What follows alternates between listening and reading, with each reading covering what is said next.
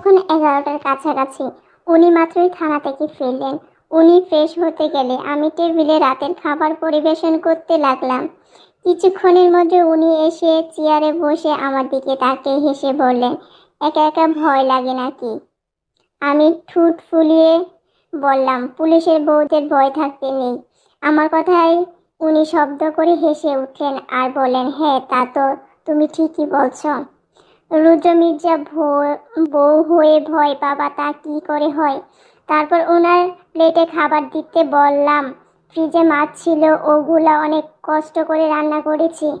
আর ডিম আর ডাল, বেশ আরো কিছু রান্না করতে পারেনি। খাবার ভালো না হলে কিছু একদম বলবেন না, দরকার হলে পানি দিয়ে খাবেন। আমার কথায় উনি পানি খেতে খেতে বলেন, শিখে নিতে বলেছিলাম সব। আমার এইসব হেলাপেলা একদম ভালো লাগে না। আর এখন তো ওই বাড়িতে আছো, তাই তাই না করলেও চলে তোমার, কিন্তু তোমার ফাইনাল এক্সাম শেষ হলে এখানেই থাকতে হবে, তাই ভালোভাবে সব শিখে নিবা। আমি মুখ কালো করে বললাম, আমার কাজ করতে ভালো লাগে না। উনি আমার দিকে ভ্রু কুঁচকে বললেন, খেতে তো নিশ্চয়ই ভালো লাগে, ঠিক সেভাবে কাজকেও ভালো লাগবে। আমি এইসব বাচ্চামো কথা একদম পাত্তা দিব না। সব শিখে নিবে বললেই খেতে লাগলেন। খেতে খেতে বলেন, ততটুকু খারাপ হয়নি, ভালোই হয়েছে, তুমি খেয়ে নাও। তারপর আর কোনো কথা না বলে আমার খাওয়ার পর্ব শেষ করলাম। সব গুছিয়ে রুমে আস্তে আস্তে ওনাকে বললাম, আপনার সত্যটা বাসায় বললেন না? উনি বিছানা শুতে শুতে বলেন, আপাতত বলার মুড নেই। আমি বললাম, বলে দিলে কি হয়? ওনারা জানলে প্রথমে অভিমান করবেন, পরে সবাই কত খুশি হবেন। শ্বশুর বাবা সব থেকে বেশি খুশি হবেন, দেখে নিয়েন। উনি আমার দিকে ভ্রু কুঁচকে তাকিয়ে হালকা চিল্লিয়ে বললেন, এই জন্যই তোমরা মেয়েরা কিছু বলতে চায় না। তোমাকে আমি জীবনেও সত্যটা বলতাম না। তুমি কেমন জানা আছে আমার, আর তুমি ভাগ্যক্রমে সত্যটা জেনে ফেলছ যে, না হলে তোমার মতো স্টুপিডের আমি জীবনও বলতাম না। আর হ্যাঁ, এখন আবার নেকা কান্না শুরু করে দিও না বলে রাগ নিয়ে অন্য পাশে শুয়ে পড়লাম। ওনার কথায় আমি সত্য সত্য কষ্ট পেলাম আর চোখে পানিও চলে আসলো। উনি মাঝে মাঝে এমনভাবে কথা বলেন যে আমার হৃদয় ক্ষত বিক্ষত হয়ে যায়। আমি নিজেকে শক্ত করে ওনার অন্য পাশে ফিরে শুয়ে পড়লাম আর মনে মনে ঠিক করলাম, কালকে আমি ফিরে যাব ওই বাসায়। এখানে ওনার অপমানজনক কথা শোনার বিন্দু মাত্র ইচ্ছা নেই আমার। সেই রাত আর আমাদের কথা হলো না। সেইভাবে রাতটা পার হয়ে গেল। আমি অভিমান নিয়ে শুলাম আর উনি রাগ নিয়ে। সকালে ঘুম থেকে উঠে আর ওনার দেখতে পেলাম না। বুঝে গেলাম উনি থানায় চলে গেছেন। প্রথমে একটু খারাপ লাগলো, রাতের কথা মনে পড়তে আমি ফ্রেশ হয়ে বোরকা পরে নিলাম। তারপর দরজা তালা দিয়ে বেরিয়ে পড়লাম বাহিরে। এখন অনেকটাই চেনা জায়গা। আমার কাছে যথেষ্ট টাকা ছিল, তাই আমি একটা অটো উঠে পড়লাম। উদ্দেশ্য আমার নিজ বাড়ি। আব্বুর কথা ভীষণ মনে পড়ছে। মনে মনে ভাবলাম, আচ্ছা আব্বুকে কি আমার কথা মনে পড়ে না? সেই দিন তো আমার কোনো দোষ ছিল না, সেটা কি আব্বু বুঝতে পারেনি? অনেকক্ষণ জার্নি করার পর নিজ বাসায় এসে মন আমার একদম ফুরফুর হয়ে গেল। আজকে হয়তো আগের মতো আম্মুর হাতে চড় খাবো না। কেন আসলাম এই বাড়িতে তাই হবে। আমি নিজেকে আগে ভাগে রেডি করে রাখলাম প্রচুর বকা আর চড় খাওয়ার জন্য। কলিং বেল দেওয়ার কিছুক্ষণ পর আমার ছোট ভাই লিওন দরজা খুলে দিল। সে আমাকে দেখে হতবাক চমকানো দৃষ্টিতে তাকিয়ে আছে। ওর দিকে তাকিয়ে খিলখিল করে হেসে উঠলাম। বললাম, ভাই আমার, আমি না থাকায় তোর বহুত ঘরে রাজত্ব করেছিস, কিন্তু এখন আমি চলে এসেছি। লিওন আমার দিকে তাকিয়ে দাঁত বের করে হেসে বলল, দেখবি আম্মু তোকে ঝাড়ু দিয়ে মেরে বের করে দিবি। আমাদের কথার মাঝে আম্মু আঁচলে হাত মুছতে মুছতে বললেন, লিয়ান বাবা কে এসেছে? বলতে বলতে দরজার কাছে আমাকে দেখে থমকে গেলেন। আম্মুকে দেখে ভয়ে আমি চুপচাপ দাঁড়িয়ে রইলাম। আম্মু হঠাৎ গভীর গলায় বললেন, ভেতরে এসো। আম্মুর কথা শুনে আমি ওনাকে জড়িয়ে ধরলাম, তবে উনি ধরলেন না। আম্মু আমাকে ছাড়িয়ে বলেন, হঠাৎ এখানে আসা, বের করে দিয়েছে নাকি তারা? আম্মুর কথা আহত দৃষ্টিতে ওনার দিকে তাকিয়ে বললাম, আম্মু আমার তোমাদের কথা ভীষণ মনে পড়ছিল। কোনোভাবেই নিজের আবেগকে কন্ট্রোল করতে পারি না। দিবে কেন? আমি সেখানে অনেক অনেক ভালো আছি আম্মু। ওনারা আমাকে ভীষণ ভালোবাসেন। আর আম্মু জানো আমি না সব কাজ মোটামুটি শিখে নিয়েছি বলে কেঁদে ফেললাম। আম্মু কিছুক্ষণ আমার দিকে তাকিয়ে বলেন, আজ এসেছো এসেছো, আর কখনো আসবে না। ভালো আছে সেটা অনেক, আরো সেখানে থাকবে। আর হ্যাঁ, লিওনের আব্বু আসার পর ওনার সাথে দেখা করে চলে যাইবা। আমি মুখ কালো করে বললাম, আমি এখানে থাকবো, এটাই আমার ঘর। আম্মু রেগে বললেন, এটা তোমার ঘর না, তোমার স্বামীর ঘর হলো এখন তোমার আসল ঘর, তাই এখানে তাকানোর কোনো প্রয়োজন নেই তোমার। আমি ধরো গলায় বললাম, আজকে রাতটুকু কি এখানে থাকতে পারি? শুধু আজকে রাত, কালকে আমি ফিরে যাব। আম্মু কিছু একটা ভেবে বলেন, ঠিক আছে, তবে সকালে সূর্য ওঠার আগেই বিদায় হবে। আমি কান্নার মাঝে মুচকি হেসে বললাম, ঠিক আছে। দুপুর গড়িয়ে বিকাল হয়েছে মাত্র। আমি আমার রুমে শুয়ে শুয়ে ফ্যানের দিকে এক মনে তাকিয়ে আছি আর ভাবছি, যা শুনলাম তা কি সত্যি? নিজেকে হুট করে মৃত মৃত মনে হচ্ছে। তখনই দরজার বাহিরে আব্বুর গলা শুনতে পেলাম। উনি বলছেন, মা, আমার এসব কথা ভেবে তুমি কষ্ট পেও না, প্লিজ মাইন্ড, প্লিজ দরজা খুলো। আমি রোবটের মতো দরজাটা খুলে তখন আব্বু আমার রুমে এসে আমাকে জড়িয়ে ধরে বললেন, তুমি আমারই মেয়ে নূর, তোমাকে আমাদের শিক্ষায় বড় করেছি, তুমি তোমার আম্মুর কথায় কষ্ট পেও না, উনি এমনই সব কথা বলেছেন। আমি রোবটের মতো দাঁড়িয়ে রইলাম, তবে কিছু বললাম না। অতীত। আমি আব্বুর বাসায় আসার কয়েক ঘন্টা পর আব্বু বাসায় আসলেন। আমরা বাবা মেয়ে অনেকদিন পর একে অপরকে দেখলাম, অনেক ইমোশনাল হয়ে পড়েছি। তারপর আমরা অনেকক্ষণ কথা বলার পর লাঞ্চ করে নিলাম সবাই মিলে। কিন্তু দুপুরে খেয়ে দিয়ে ঘুমাতে এসেছি, কিন্তু আব্বুকে মারিয়া প্রেগনেন্ট সেটা বলতে যেতে দরজার সামনে গিয়ে কিছু কথা শুনে আমি থেমে গেলাম। দরজাটা লাগানো ছিল, তবে লক করা নাই, তাই সব কথা স্পষ্ট করে শোনা যাচ্ছে। মনে হচ্ছিল ওনারা আমাকে নিয়ে ঝগড়া করছেন। তবে আম্মু রেগে আব্বুকে বললেন, পরের মেয়ের জন্য তোমার এত দরদ কই? আমার ছেলের জন্য তো এত দরদ নেই নাকি? পুরনো প্রেমিকার মেয়ে বলে এত দরদ?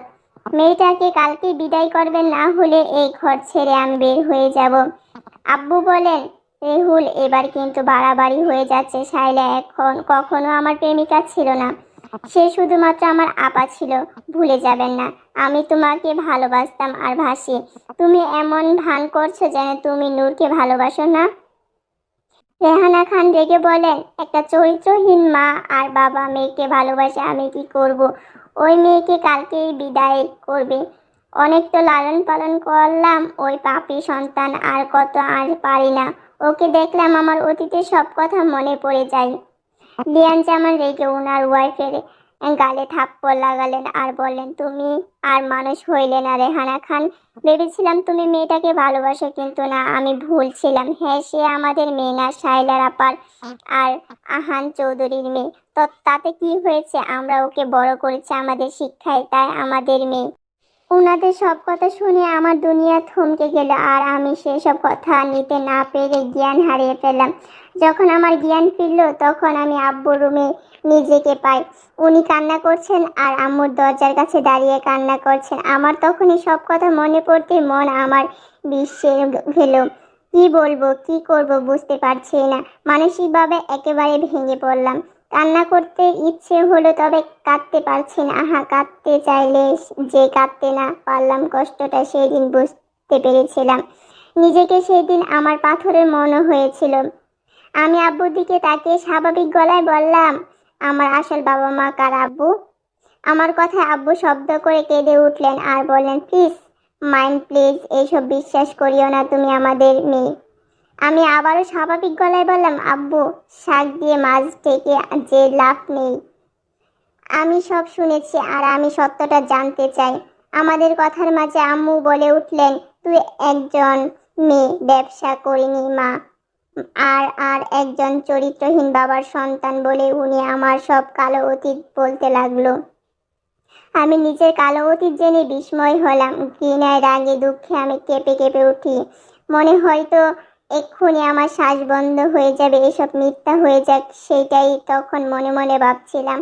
আমি আর কথাগুলো শুনতে পারছিলাম না, তাই ওনাদের দিয়ে তাকিয়ে আর না তাকিয়েই নিজের রুমে চলে আসলাম। এখন আমার কি করা উচিত বুঝতে পারলাম না। কিন্তু ভীষণভাবে ইচ্ছে হচ্ছিল মরে যেতে। এসব আমি কোনোভাবে মেনে নিতে পারছিলাম না। সেই সব কথা মনে পড়তেই আমার মানসিকভাবে ভেঙে পড়েছিলাম বারবার। বর্তমান আব্বু আমাকে জড়িয়ে ধরে অনেক সান্ত্বনা দিলেন, তবে আমি শুধু বললাম আমার একটু একা থাকা প্রয়োজন। আব্বু আমার কথা শুনে আমার দিকে কিছুক্ষণ তাকিয়ে রুম ত্যাগ করলেন, আর আমি বারবার রুমে বিছানার পাশেই লাশের মতো শুয়ে থাকা। এসপি রুদ্র মির্জা ভালো আছে তো? রুদ্র চোখ মুখ শক্ত করে তাকিয়ে আছেন সামনে চেহারা বর্ষা রিয়ান চৌধুরীর দিকে। রিয়ান বলল, আমি জানতাম না এই এলাকায় এসে এত বড় একটা সারপ্রাইজ পাবো। তবে ব্যাপারটা ভালোই হলো, চেয়ারম্যানের ছেলে পুলিশ। বাহ বাহ, ব্যাপারটা ভাবতেই কেমন জানি একটা লাগছে বলে ঠোঁট চেপে হাসলো। রুদ্র তার কথায় পাত্তা না দিয়ে বলল, আরে রিয়ান চৌধুরী যেতে থানায় কি এসেছেন? রিয়ান এক ভ্রু কুঁচকে বলল, আমরা ভাবাই। ও সরি, মানে আমার বাবা একজন বন্ধু আহান চৌধুরী, ওনার ওয়াইফ আর ওনার মেয়েকে খুঁজতে পাচ্ছি না। ওনার আগে এই এলাকাটাতে থাকতেন, তবে ঠিক কোথায় সেটা বাবা জানেন না। সেটার জন্য এই থানায় আসা। বলে সামনে টেবিলে একটা মেয়ের ছবি, দেখতে অনেকটাই সুন্দর আর ইয়াং।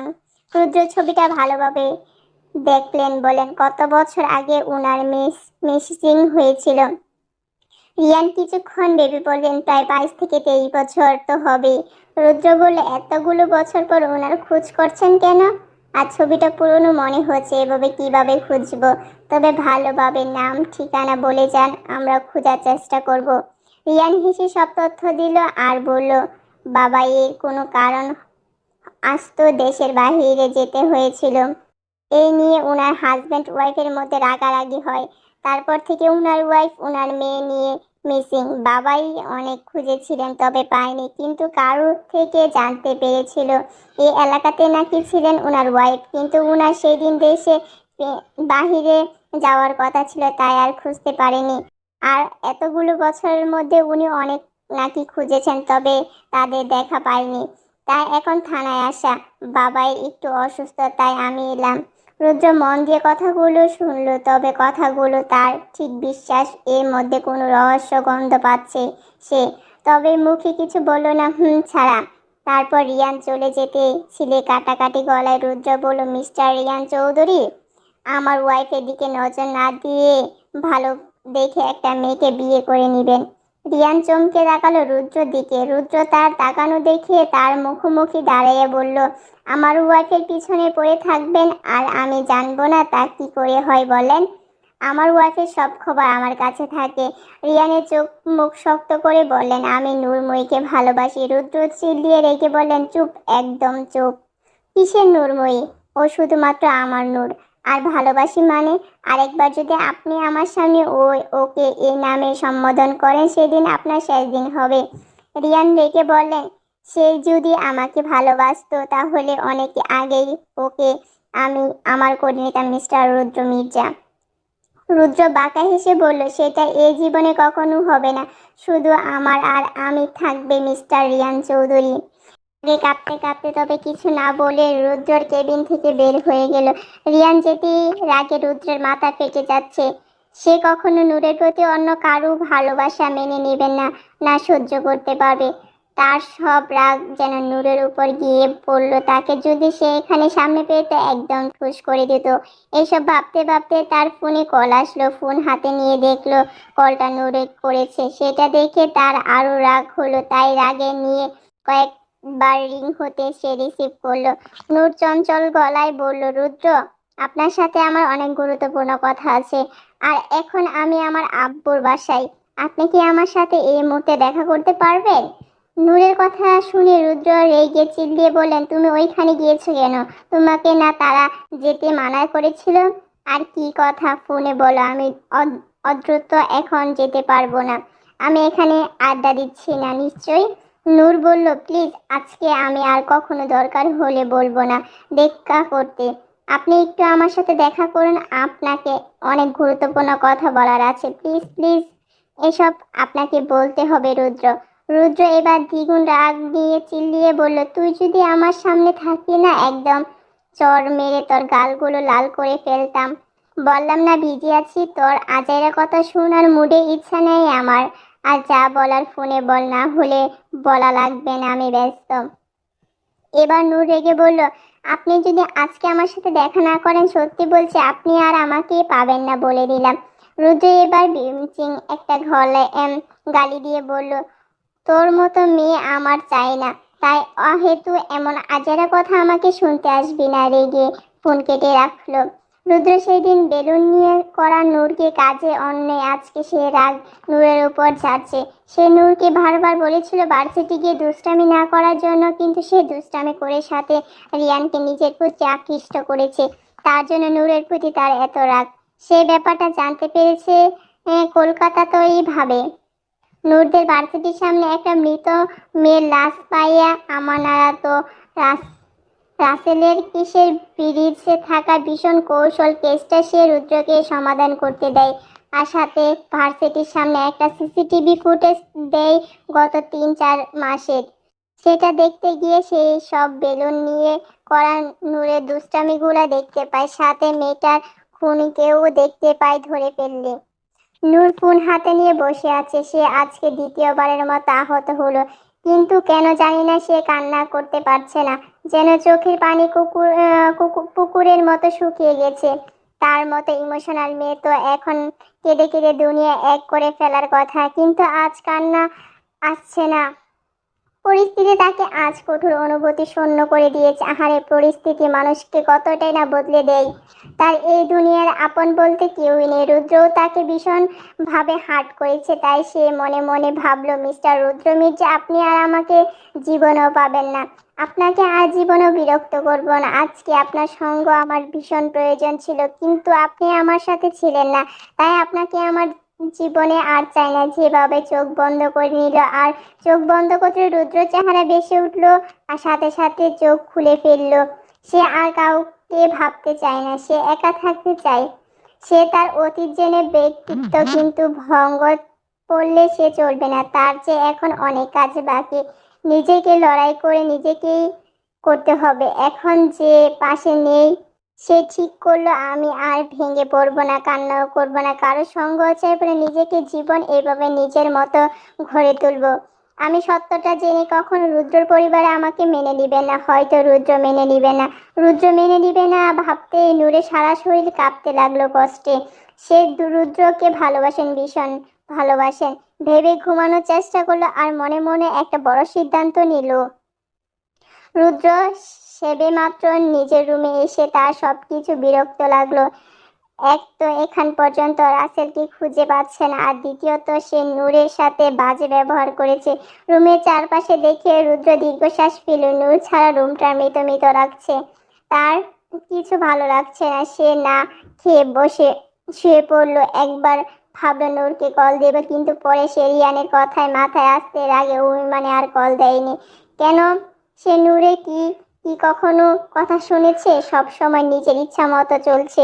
রুদ্র মনে মনে ভাবল, নূর আজকে তাকে কি গুরুত্বপূর্ণ কথা বলেছে। হয়তো তার পরিবারের সাথে সবকিছু ঠিক হয়ে গেছে। আরও অনেক কথা নিজ নিজ মনে ভেবে ঘুমানোর চেষ্টা করলো। তার নূরকে ছাড়া ভালো লাগতেছে না।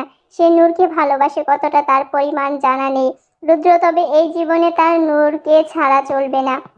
আব্বু, আমি আমার আসল মায়ের ঠিকানা জানতে চাই। মৃত্যুর আগে হলেও ওই মহিলা একবার চেহারা দেখতে চাই। আর আমার আসল বাবার ঠিকানাও জানতে চাই। কোথায় ওনারা? আমার কথা শুনে আব্বু আমার দিকে কারণ চোখে তাকালো, তবে কিছু বলল না। আমি আহত গলায় বললাম, আব্বু, আমার আসল বাবা মা আমাকে তোমাদের কাছে দিয়েছিল। এত লাভ কি হলো? আমি যে কখনো মায়ের ভালোবাসা পাইনি, অনন্ত উনার কাছে থাকলে আমি সেইটুকু তো পেতাম। আমি একটু মায়ের ভালোবাসা চাই আব্বু। ও আব্বু, আমি একটু হলেও মায়ের ভালোবাসা চাই। আমি আমার আসল মায়ের সব সত্য জেনেও সে আপনাকে ঘৃণা করতে পারতেছি না, কারণ মায়েরা কখনো তার সন্তানের কাছে খারাপ হয় না। উনি হয়তো এমন পরিস্থিতির শিকার হয়েছেন। আমার আসল বাবা মা যেমনই হোক কেন, আমি ওনাকে দেখতে চাই, ওনার শরীরে ঘ্রাণ নিতে চাই, মায়ের আদর চাই। আব্বু প্লিজ, তুমি আমাকে ঠিকানা দাও। আব্বু আমার কথা শুনে হাউমাউ করে কেঁদে উঠল। তবে আমার পাথর হয়ে যাওয়া হৃদয়ে ফলে আমার কান্না এলো না। নিজের এত বড় সত্য জানতে পেরে আমি পাথর নয় হয়ে গেলাম। একবার কান্না করলাম না, কোনোভাবেই পারলাম না চোখে জল আনতে। আব্বু আমাকে জড়িয়ে ধরে বলেন, মাইন্ড প্লিজ, সেখানে অনেক বিপদ, আমি তোমাকে বিপদে ফেলতে চাই না। শোনো আপা, মানেই তোমার আম্মু কিন্তু আগে এমন ছিল না, কেন হলো জানা নেই। আর আমি যতটুকু জানি তোমার বাবা এই দেশে নেই, আর তোমার আম্মুর সঠিক ঠিকানা আমার জানা নেই, কিন্তু লাস্ট যেখানে দেখা হয়েছিল সে এলাকার নাম হলো, আব্বুর কথা শেষ করলো। আব্বু দেওয়া এলাকার ঠিকানা শুনে আমি অবাক হলাম। এটা তো শহরের বাহিরে, তবু নিজেকে সামলিয়ে বললাম, আমি ওনার সাথে দেখা করতে চাই আব্বু। আব্বু বললেন, সেখানে অনেক বিপদ, কিন্তু তুমি একা মেয়ে হয়ে এইসব নিতে পারবে না। তোমার মাকে খোঁজা এত সহজ ব্যাপার না। তোমার মা একজন ছদ্মবেশী, কখনো কোনো রূপ নেন, সেটা কেউ জানে না। ওনার নাম শাইলা খাতুন, সেটাও মনে রাখবে। আমি আব্বুকে শক্ত করে জড়িয়ে ধরে বললাম, আমি প্রচন্ড ভীত আব্বু, তবে দুর্বল নই। আমি ভাববো, দেখি আমি পারবো। আমাকে পারতেই হবে, যেভাবেই হোক আমি পারবো আমার মাকে খুঁজে বের করতে। আব্বু আমার কথা হাত বুলিয়ে বললেন, তুমি একা মেয়ে, আমার এমন করিও না। যদি কেউ ভুলক্রমে জেনে যায় তুমি শাইলার আপার মেয়ে, তখন আমার উপর সব ঝাঁপ পড়বে, কারণ তোমার মায়ের শত্রু অভাব নেই। তাই যেভাবে জীবনযাপন করছো সেভাবেই করো। আর রুদ্র বাবার কথা একমাত্র ভাবে যে জানতে পারলে কি হবে, সে কি তোমাকে যেতে দিবে কখনো সেখানে? প্রিন্সেস, আমার বাচ্চা মুখ করিও না। রুদ্রর নাম শুনে গত রাতের কথা মনে গেল, আর রাগে শরীর কাঁপতে লাগলো। তাই মনে মনে ভাবলাম, আমি মারা যাব কিংবা বেঁচে থাকি, এতে ওনার কিছু যায় আসে না বাবা। উনার এখন আমাকে নিয়ে ভাবতে আর আমার কথা শোনার কোনো টাইমই নেই। সে কেন আমাকে নিয়ে চিন্তা করবেন? তবে মুখে বললাম, তা নিয়ে তুমি চিন্তা করো না আব্বু, ওনাকে সহজ নিয়ে যাব আমার সাথে। আব্বু বললেন, সেখানে তোমার থাকা খাওয়ার জন্য অনেক টাকা লাগবে, তা আমি দিয়ে দিব, কারণ তোমার মাকে খুঁজে পাওয়া এত সহজ ব্যাপার না। রুদ্র থাকবে তোমার সাথে, তবুও আমার থেকে টাকা নেবেন না তুমি। আমার কাছে যথেষ্ট টাকা ছিল, রুদ্র দিয়েছিল কেনাকাটা করার জন্য, কিন্তু সেগুলো আমি রেখে দিয়েছিলাম, কিন্তু টাকাগুলো হবে কিনা জানি না, তাই আব্বু দেওয়ার টাকাগুলো নিলাম। আমি রেডি হয়ে নিলাম অন্য এক জায়গাতে, অন্য এক পরিবেশে, আর অন্য এক উদ্দেশ্যে যাওয়ার জন্য। জানি না সামনে কি আছে আমার জন্য, তবে আমার মাকে চাই। যথেষ্ট কাপড়, ফল কাটা, ধারালো ও ছুরি, আরো যাবতীয় লাগলে আমি এমন জিনিসও নিয়ে নিলাম। একটা মাঝামাঝি সাইজের ব্যাগ, এটা কিছুক্ষণ আগে আব্বু দিয়ে গিয়েছিল। আব্বু কখনো আমাকে যেতে দিত না একা, কিন্তু আমি বলেছিলাম রুদ্র আমার সাথে যাবে, যা সম্পূর্ণ মিথ্যা। আমি কিছু হয়ে গেলেও আমার কিছু যায় আসে না। এই দুনিয়াতে বেঁচে থাকার মতো কোনো খুঁজেই কিছু পাই না, বরং আমার মতো আপ্যায়া না থাকলে সবার জীবন সুন্দর হবে ভেবে তাচ্ছিল্য হাসলাম। নিজেকে আমি শক্ত করে নিলাম আর ভেবে নিলাম, নূর, সামনের পথ অনেক কঠিন হবে, তবে তোমাকে চেষ্টা করতে হবে। কেন করলো উনি তোমার সাথে এমন? সব জানতে হবে, কি রহস্য লুকিয়েছে এর মধ্যে ভেবে নিজে রেডি হয়ে নিলাম। ঘুল জামা, হাঁটু পর্যন্ত জিন্স প্যান্ট, মাথা উঁচু করে ঝুঁটি করে, জামার উপর কোটি পরে, ক্যাশ মেকআপবাহীন চেহারা, মাস্ক লাগিয়ে নিলাম। বেশ, আমি রেডি। আব্বুর বাসা থেকে বের হওয়ার সময় আম্মুকে দেখলাম না। হয়তো আম্মু আমার জন্য কিছু যায় আসে না, তবে আজকে আর মন খারাপ হলো না। নিজেকে কেমন জানি অনুভূতিহীন লাগছে। তবে আব্বু আমার মাথায় হাত বুলিয়ে বলল, তোমার আগামী পথ ভালো হোক, আর তুমি রুদ্রের সাথে সাবধানে যেও। আমি বাঁকা হেসে আব্বুকে বললাম, আব্বু আসি। যদি ফিরি আম্মুকে নিয়েই ফিরবো, না হলে তুমি আর আমার চেহারাও দেখবে না। বললে সেখানে আর এক মুহূর্ত না দাঁড়িয়ে আমি বেরিয়ে পড়লাম নিজের উদ্দেশ্যের জন্য। রুদ্র ফাইনালি রাসেলে এলাকায় খুঁজে পেয়ে গিয়েছিল, কিন্তু সে কোথায় সেটাও জানতে পারেনি। আর সেটাও জেনেছি, তার আসল মালিক কোনো ছেলে নয়, বরং একজন মহিলা, নাম শাইলা খাতুন।